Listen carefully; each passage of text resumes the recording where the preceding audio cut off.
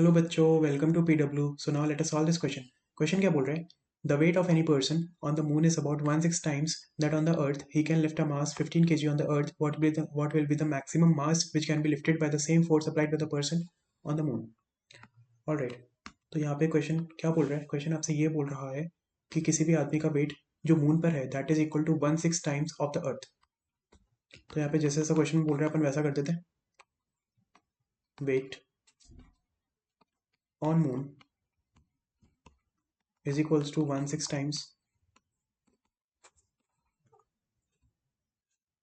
weight on earth। ठीक है। अच्छा, वेट क्या होता है? Weight is simply force. Force is mass into acceleration. तो यहाँ पे पर्सन का जो मास है मैंने एम मान लिया, और एक्सेलरेशन क्या यूज करूंगा? जो ग्रेविटेशनल एक्सेलरेशन होगा मून पे वो यूज करूंगा, उसको मैं जीएम से डिनोट कर देता हूँ। ठीक है। Is equals to 1/6 times weight on the earth. Weight क्या बेसिकली फोर्स है, force is mass into acceleration. तो यहाँ पे mass of the person use करूंगा इनटू एक्सेलरेशन। एक्सेलरेशन यहाँ पे किसका यूज करूंगा? अर्थ के लिए।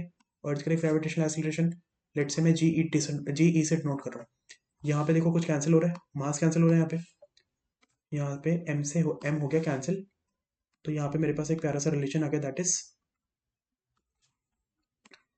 जी m is equals to 1/6 g e. ये इंपॉर्टेंट रिलेशन है। अब देखो, अब क्या बोल रहा है?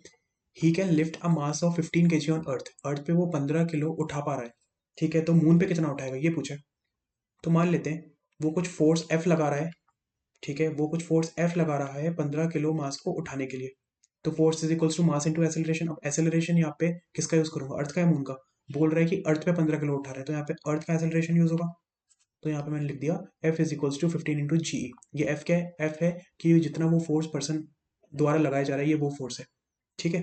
अब इसके बाद क्या करूंगा? अब यही सेम इक्वेशन मैं किसके लिए लिखूंगा? मून के लिए लिखूंगा। ये तो मैंने लिखी अर्थ के लिए, यहाँ लिख देता हूँ मैं, दिस इज फॉर अर्थ। और मून के लिए क्या करूंगा? मैं मून के लिए भी यही क्वेश्चन लिखूंगा। अब जितना फोर्स इस आदमी ने अर्थ पे लगाया उतना ही फोर्स वो मून पे लगा पाएगा, ऑब्वियसली उसके पास पावर तो उतनी होगी ना। तो यहाँ पे अब मैं इक्वेशन बनाता हूँ मून के लिए। F is equals to mass. Mass मेरे को निकालना है कि वो कितना मास उठा पाएगा, इनटू जी एम कर दूंगा, क्योंकि अपन को ये निकालना है ना वो मून पे कितना उठा पाएगा, तो इसलिए यहाँ पे अपन मून का एक्सेलरेशन यूज करेंगे। अच्छा, ये इक्वेशन देखो, एक तो ये इक्वेशन, एक ये इक्वेशन और एक ये इक्वेशन, इन इक्वेशन से अपने आंसर आएंगे। तो यहाँ पे f इज इक्वल्स टू 15 जीई है, और यहाँ पे f is equals to m g m है।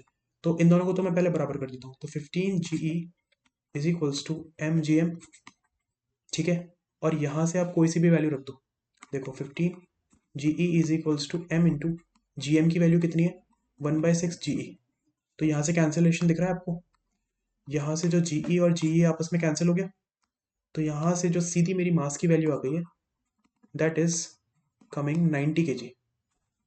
तो यही मेरे इस क्वेश्चन का आंसर हो जाएगा। I hope the question is clear. Thank you.